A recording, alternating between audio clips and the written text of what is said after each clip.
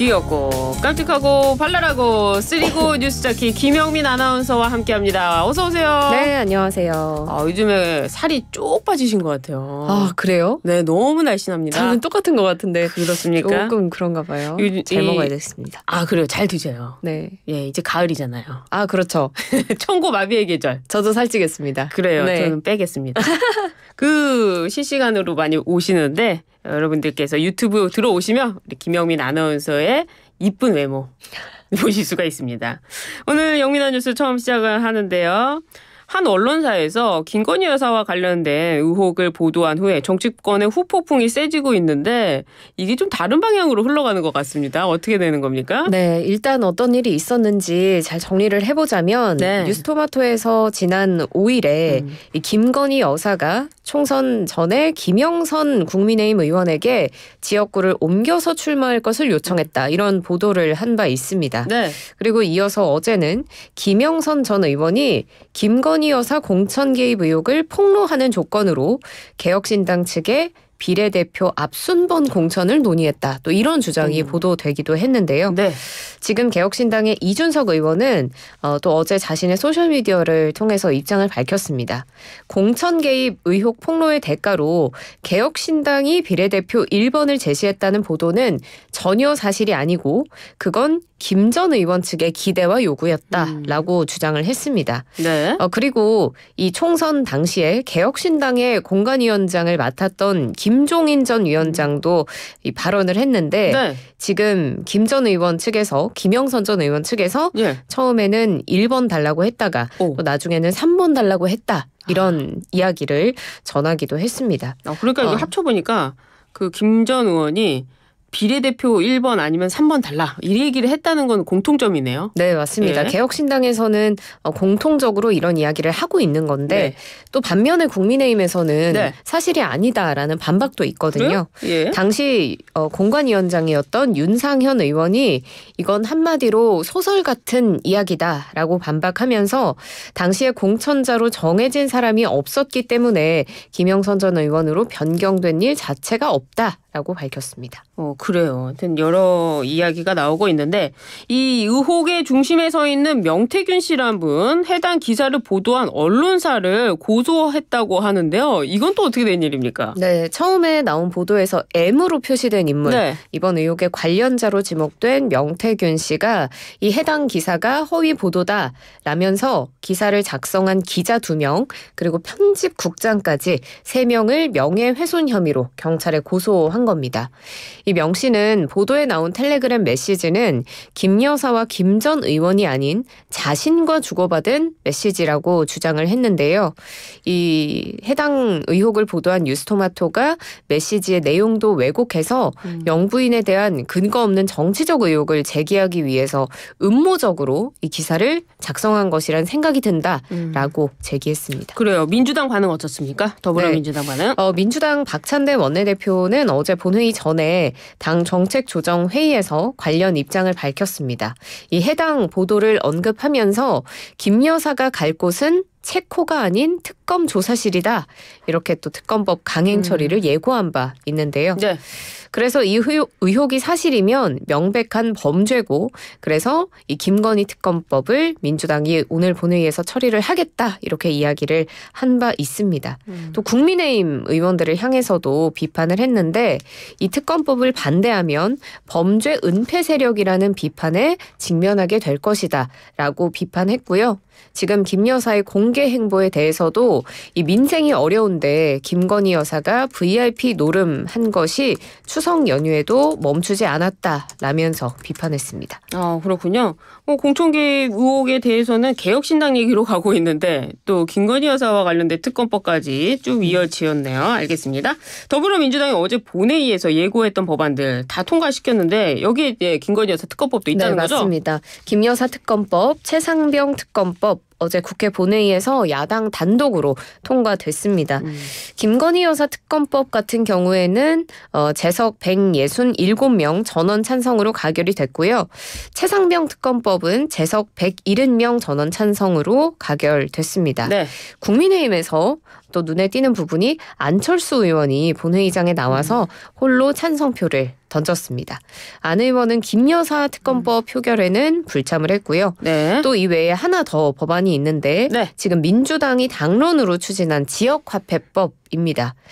여기에는 재석 169명 중에 반대 3명을 제외한 찬성 166명으로 통과가 됐는데 네. 이 반대 3명 모두 개혁신당 의원들이었습니다. 그렇군요.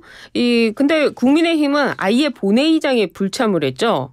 국민의힘 입장은 어떤 겁니까? 네, 원래는 국민의힘이 필리버스터를 하지 않겠느냐 그렇죠. 이런 이야기도 있었는데 네. 결국은 본회의 보이콧을 선택했습니다.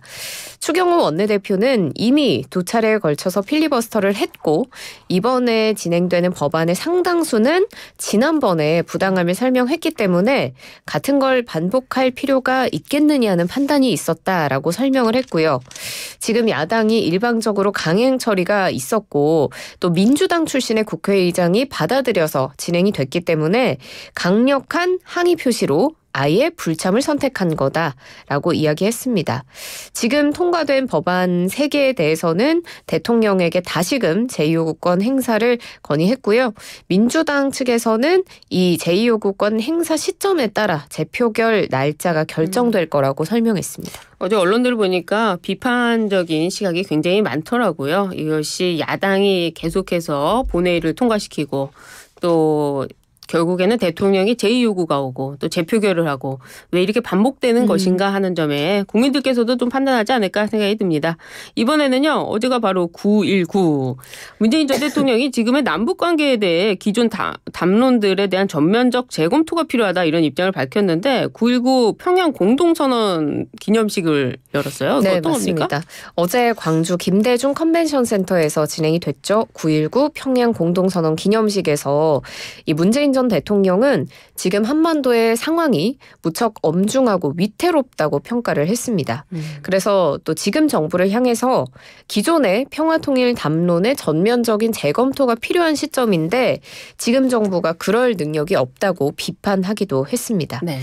9.19 군사합의가 폐기됐고 오물풍선과 대북 확성기 같은 비군사적인 충돌이 시작된 상황에서 네. 또 한 걸음만 삐끗하면 군사적 충돌로까지 이어질 수 있는 위험한 상황이다라고 지금을 설명하면서 남북 당국이 더 이상 상황을 악화하지 말고 대화에 나서야 한다라고 진단했거든요. 네. 그리고 이 9.19 평화 공동선언 정신을 변화하고 있는 한반도 정세에 따라서 또 계속해서 발전하고 확장시켜 나가야 한다라고 강조했습니다.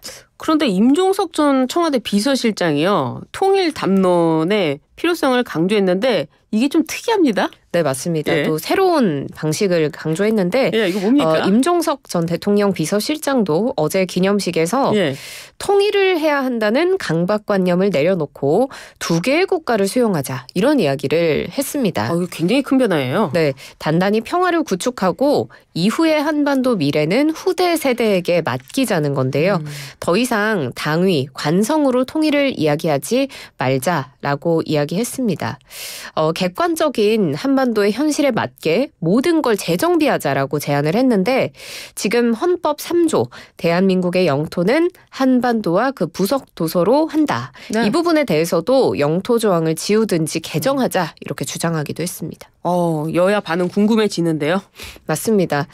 일단 여당의 입장을 먼저 살펴보면 김준호 국민의힘 대변인이 김정은 위원장과 발맞춰서 통일에 반대하는 건 반국가 세력이고 또 대한민국의 헌법을 유린하는 매국행위다라고 네. 정말 강도 높게 비난을 했습니다.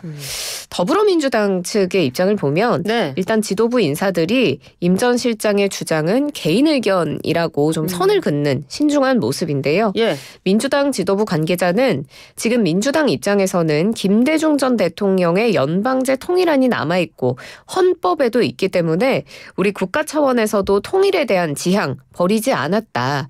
투코리아 2개의 한국 공식적으로 결정한 바가 없다라고 했고요. 또 다른 지도부 관계자도 동의할 수 없고 네. 큰 틀의 역사적 인식 부족이다라고 비판했습니다. 민주당 내에서도 그랬군요. 알겠습니다. 이번에 축구 소식으로 가보도록 하겠습니다. 대한축구협회가 국가대표팀 감독 선임 과정에서 많은 비판을 받은 바가 있었는데요.